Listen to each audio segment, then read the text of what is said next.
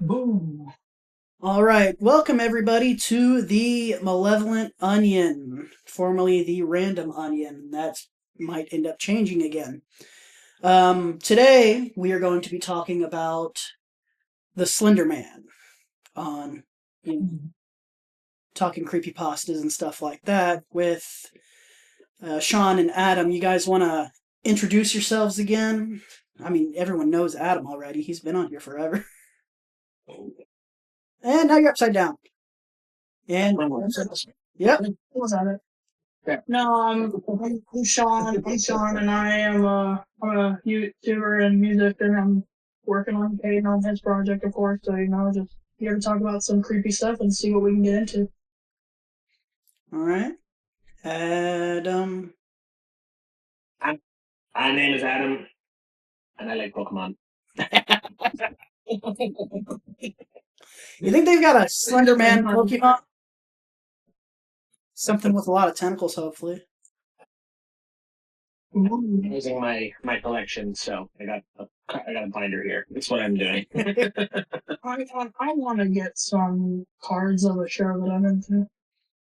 All right. I am Caden. I am hosting this episode of Creepypasta Talks. I am an author on the Creepypasta circuit through Scary Juju. And yeah, that's about all we need to know right now. All right, so getting right into it. Slender Man. What was y'all's first experience hearing about or with this character? Okay. Well, well, my first experience with the Slenderman, it ironically started off with what most people is the game, the 8 pages, I believe is what it was called. Yeah. And I watched a lot of YouTubers play it. I know Markiplier played it. Who else played that game? Young Math played it. I watched their playthroughs of it, and I watched other people's playthroughs of it. And obviously, hearing about Slenderman was something that went around a lot. Like I said, my school years. So I remember there was a point in 2013 when I was in school, and everybody was making things based off the Slender Man. They like any class assignment that we got, they would try to fit the Slender Man into their project somehow. So that's the first time I majorly heard about it and got an experience for myself. But I've been familiar with Slender Man since my whole damn life.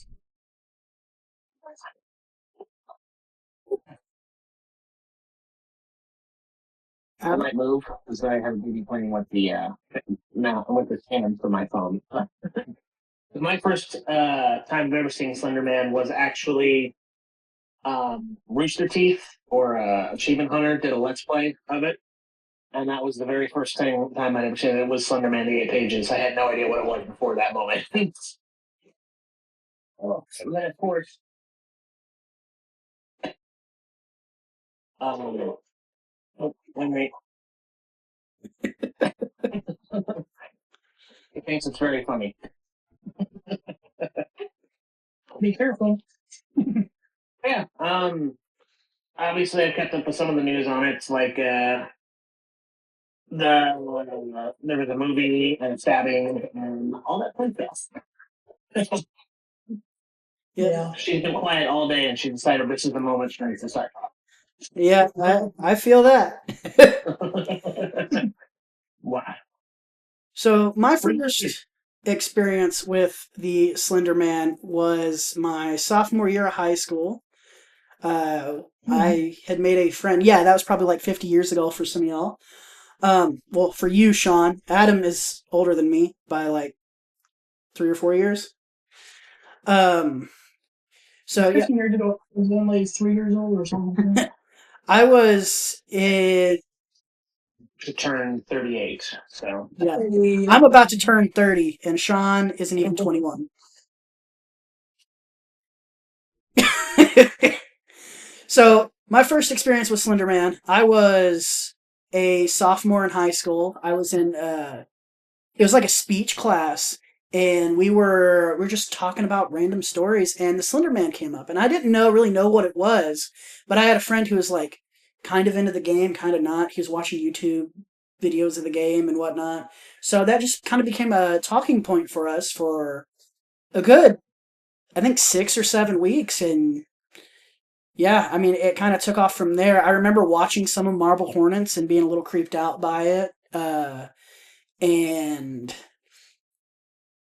yeah, no, I mean, that was it. I remember being creeped out by it. And that's actually what led me to finding out about the Rake, which was way creepier in my opinion. But I think Slenderman has definitely a more controversial story, definitely now, with the stabbing and whatnot. Oh yeah.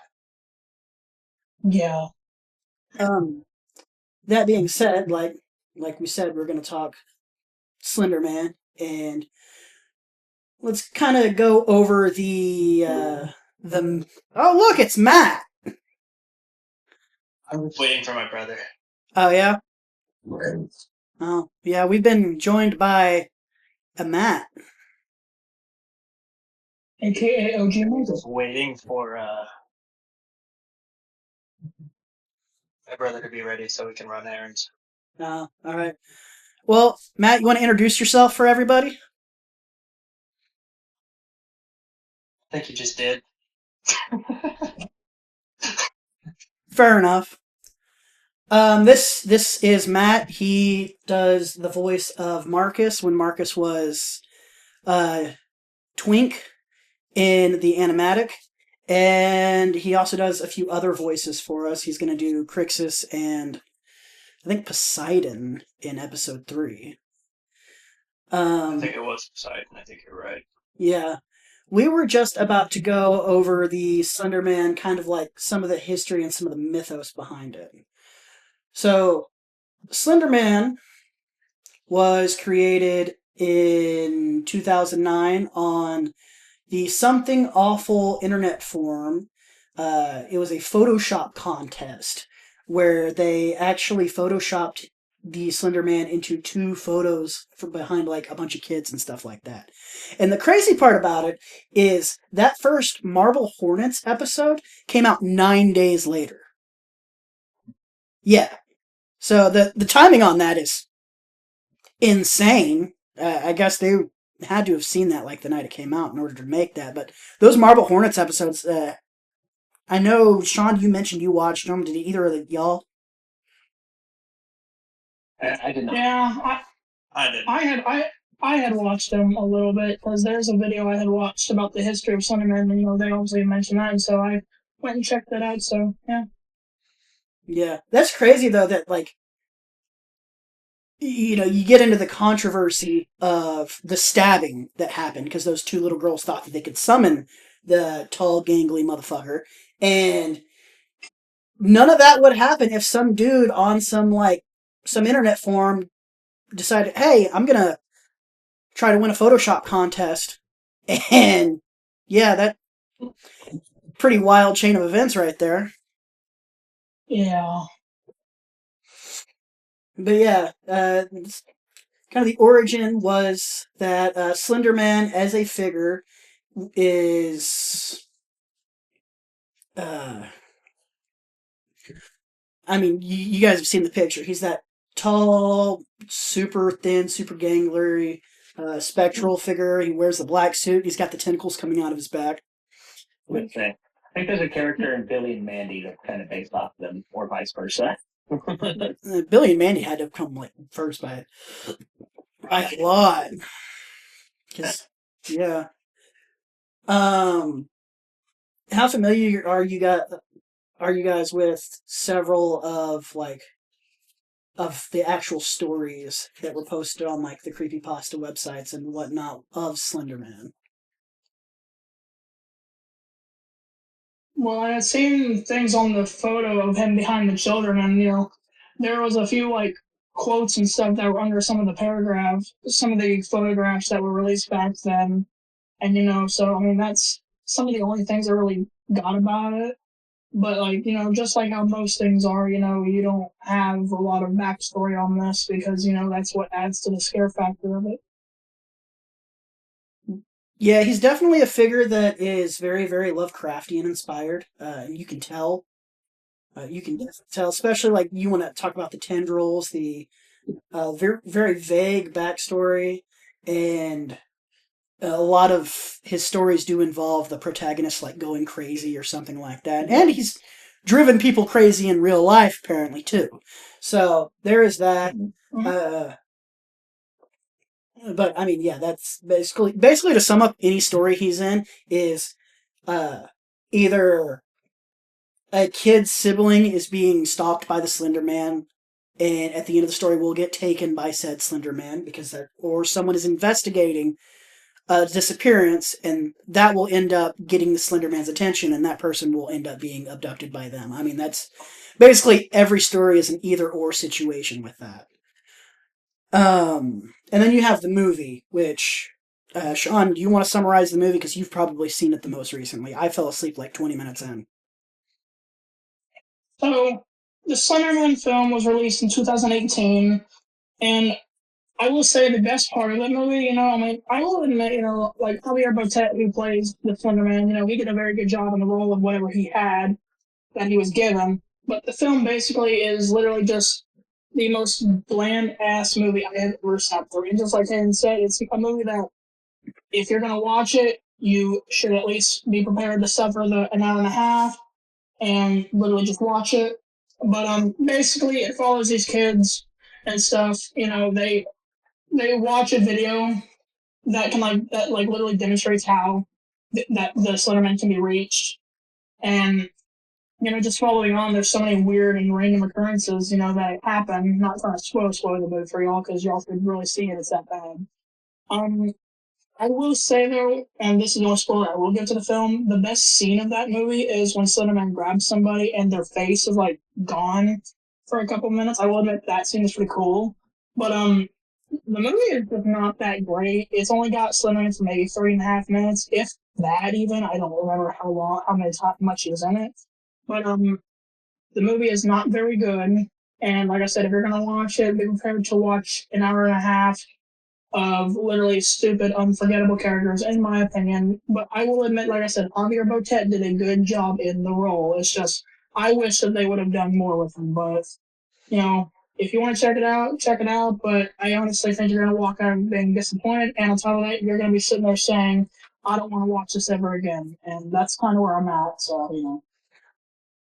I think the Marble Hornet series is actually scarier than the movie, honestly. And it's There's a one. lot more Slenderman and intrigue in it. Well, I mean, yeah, there's a lot more of him in it, but you can actually feel his presence a lot more in it, and that's the main thing with the stories with him is you can feel his presence. He doesn't necessarily have to be there, but you just have to feel that he's there.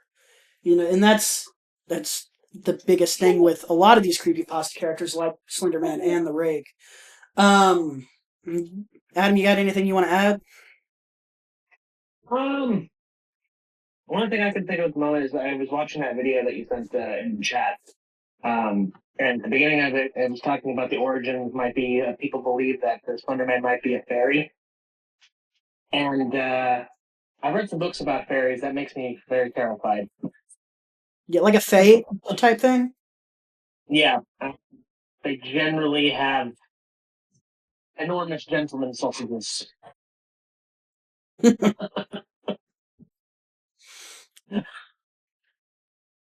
So that video I sent because I never actually got the chance to watch it, but I've listened to a lot of the Slenderman stories before online. Did that one have the incident in the police department where the guy was doing the interview with the cop and the Slenderman showed up and the cop tried to shoot it and it didn't work? If it did, it might have been towards the end because the first two stories weren't like that.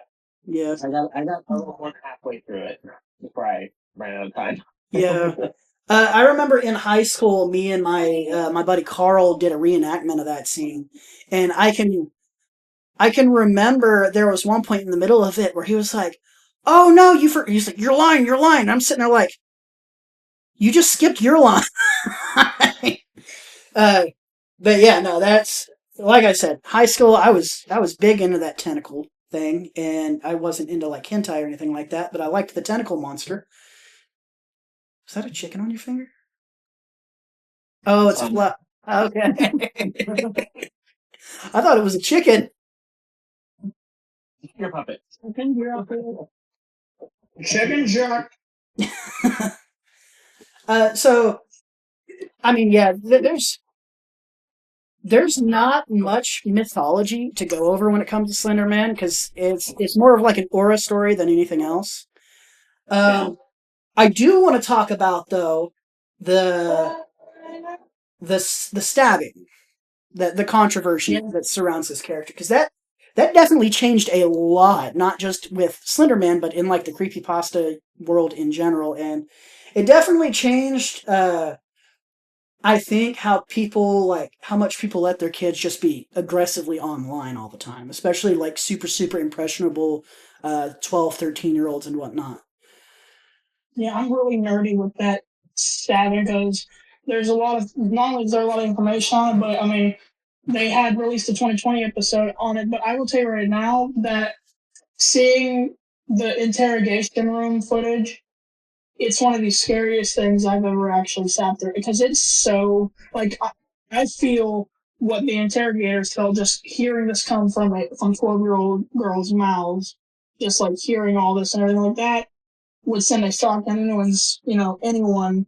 And props to Peyton, which we seem to love obviously, but Peyton survived 19 stab wounds, and funny enough, it was very close to stabbing her in the heart. And if it had stabbed near her, she would have bled out in a couple minutes. And from what they said, it was about like that way from piercing her. So the Yeah, fact that she was able to survive that. And not only that, but she had talked about it in this discussion as well. She talked about it and how she felt and everything. Like, if I were to recommend anyone who wants to look into that stabbing, definitely, obviously you can look at the Wikipedia page because it's got all the information in it. But watch the 2020 episode because it shows you all the information of before the actual stabbing, aftermath, and of course, leading up to the interrogation scenes, which again are just so soul crushing and so scary on like a atmospheric note.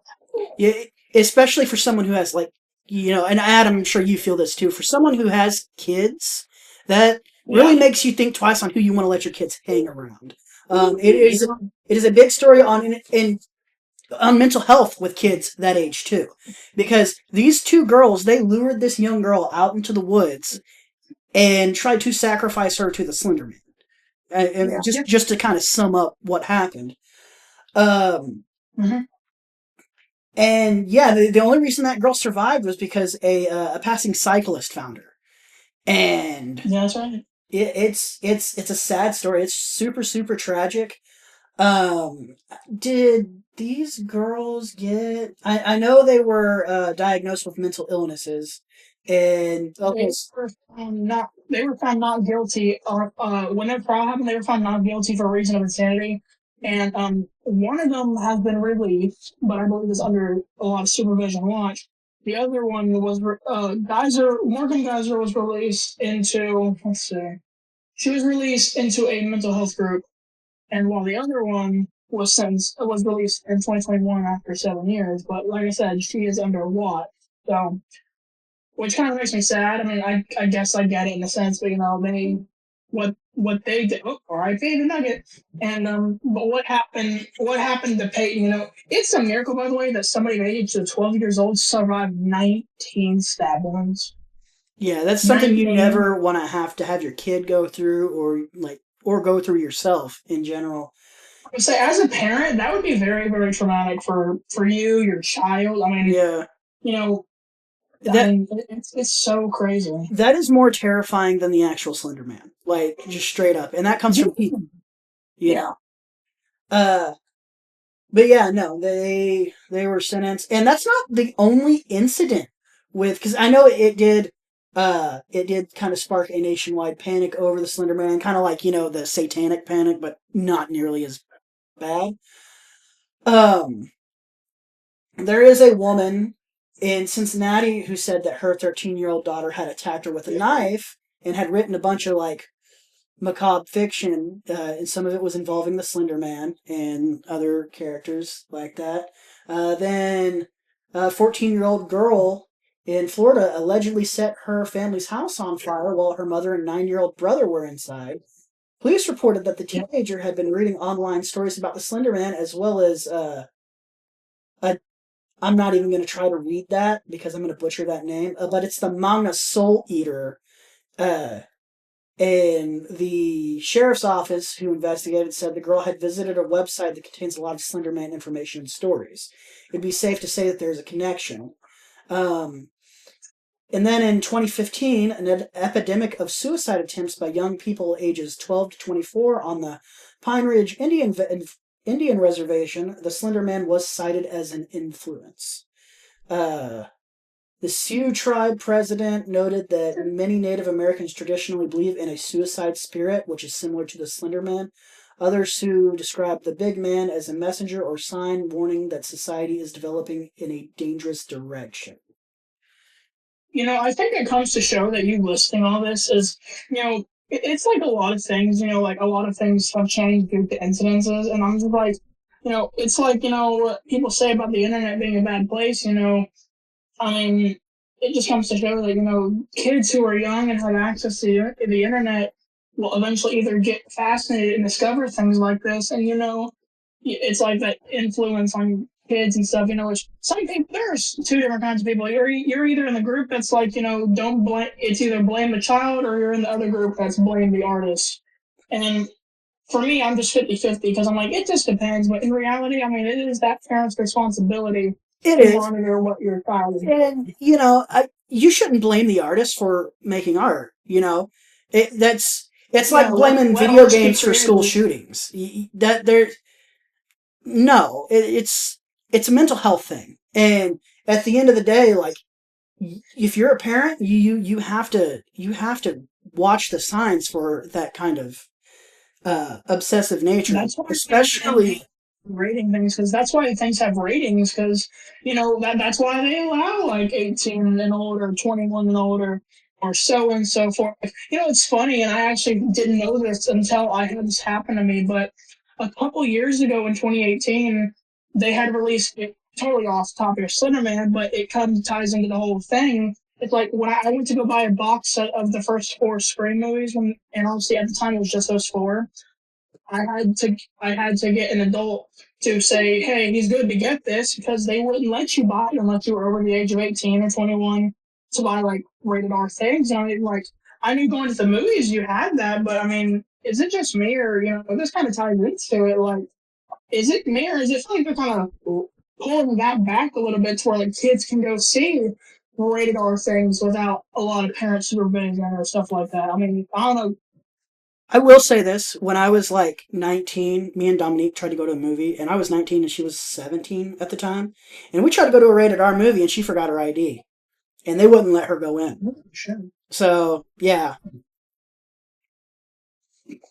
I think it's just weird to show that like the rating thing doesn't stop a lot of people as much anymore. I mean, you know, I mean, we're obviously in a new time frame where people are going to watch what they're going to watch, and that's why people always say like, oh, search history is a bad thing, because I'm like, not really, because they have the history on YouTube and stuff like that for a reason, to monitor what you've watched. And granted, yeah, they probably could remove the ability to clear it, because I mean, that would probably save some children, in my opinion. Like, I hate when things are able to be cleared. I'm just saying, man, if I didn't have the ability to clear my internet history, I would die. I'm kidding. But I mean, it just comes to show, like, kids will watch anything, and it's like, as a parent or an adult, you got to monitor what your kid does or watches. Yeah, no, definitely. And it's not to say it's like I think kids shouldn't be able to watch scary movies or horror movies, but I think there definitely needs to be some kind of I think parents need to just be like more mindful of what their kids are doing and the warning signs of issues with mental health. I think that's the biggest thing there. I'm not going to blame the movies for it. I'm not going to blame the shows for it, because if you're sitting there and you're watching your kid and your kid's like super obsessed with shows about people getting murdered, then maybe you need to sit down with your kid and have a conversation. It could not be nothing. The kid could just be into true crime, but definitely have a conversation and try to see where your kid's head is at. when I first met my wife, he would watch those true crime documentaries all the time and generally go to sleep to them. So there was a point where I was literally having dreams that I was being murdered by someone because I fall asleep every night to those murder documentaries. Yeah. I think all art is open to interpretation. So I mean, never blame the artist because like I said, if we didn't have creative people, then we wouldn't have a society as a whole and any of this pop culture that we enjoy. And I will admit that like I said, kids will be kids.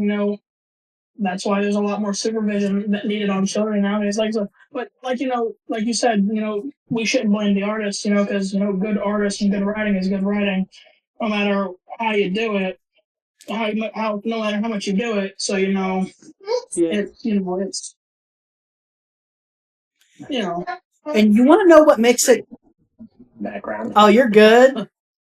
You want to know what makes it so much creepier, in my opinion, too? Like the whole stabbing and everything. Is Slenderman as an entity is an entity that tears up your mental health. Like that's the whole thing. And with all these stabbings and stuff and the suicide attempts, it's clear mental health issues. It's like the creature crossed over from fiction into real life and started causing actual problems in the real world almost. And that adds a whole new level of scary and creepiness to it. That being said, though, like it's a tragic story, and it sucks. It really does, and it sucks that there's trying to cite that as the influence and not mental health issues. I can agree with that for sure. And another part of that thing is I think mental health definitely ties into the Slender Man as well perfectly because he destroys you mentally, and the Slender Man doesn't even have to do anything to you. He can just mess with your head, and you you act insane or whatever, depending on what the case may be. And I'm not gonna lie, while yes, physically getting hurt by something is scary for sure. Don't get me wrong, but I think when something can really mess with your mind that you can't escape it, that's just as scary. Yeah. All right. Well, let's go back to the Slender Man film because we're gonna touch up on this topic again tonight when we do the horror stuff where we just talk about horror movies and stuff. But I want to kind of talk about the budget versus box office with this movie. Especially like creepypastas in general. This movie had a budget of $10 million and it made $51 million. So it was a fairly successful movie at the box office. That being said, critically, it has an approval rating on Rotten Tomatoes of 8%.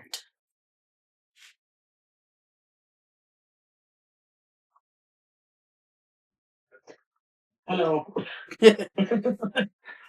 8%. Yes, 8%. Imagine how bad that would do on our grading scale. I mean, the movie has definitely been received really negatively, and I read it was due to its narrative, the script, which I think that script really could have done with some rewrites and so many other things. Did I ever grade this movie? Let's find out. Hey, you have your shoes on now. No, I never graded it. I know I watched it, and I watched it for maybe like 20 minutes, and I fell asleep. So, yeah, no. If they wanted to make a movie, they should have just let the Marble Hornets people do it. Kind of like the Backrooms let the that one guy do it. And I think that him or Blumhouse could have done a good job with the movie, but no, they gave it to Sony Pictures, I think, to do the movie. yeah, and Sony is really good at making soulless slop. Yeah, I agree with that.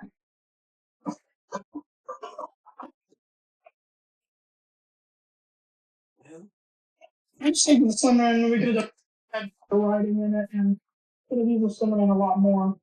Yeah.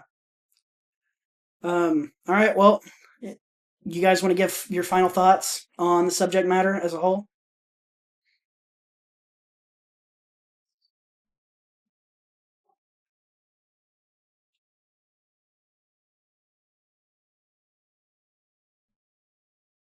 Can y'all hear? Distracted by a baby. Yeah. I was like, I'm not getting audio from anybody. All right, so no final thoughts? Cool. Sean, you're muted. Knock, knock. Oh, there you go. Were you trying to give your final thoughts, Sean? I will say that my final thoughts for it are, beware the Slenderman. I mean, always. Like I said, earlier when I said about the 2018 movie, watch it once just so you can say, I've seen it, but just totally be prepared to go into a bad movie knowing it's bad. And sadly, it's not like a Batman and Robin situation where it's so bad you'll laugh at it. It's so bad that it makes you want to go to sleep. It's so bad. Mm. So just be aware about that, and just don't do bad things. Be nice. Adam, Don't stab anybody. you got anything, Adam? One moment. All right, I'm very distracted. I'm sure you know. You're all good. As far as final thoughts for me, I would say that Slenderman did play a pretty crucial role in making creepypastas what they are today, and I think it does deserve some credit for that. I think there is a lot of tragedy surrounding the character, especially with the stabbing and whatnot. And I mean, yeah, I do eventually hope that we get a decent movie featuring the character because it's played such a big role in creepypastas, and that's kind of what my whole writing career is based on creepypastas. So, yeah, no, that's all we really got for Slenderman today. So, hopefully, anyone who watches this video and makes it all the way through will join us next week when we talk about Jeff the Killer. Hey, Yeah. it's gonna be a fun episode. Giggity. Yeah.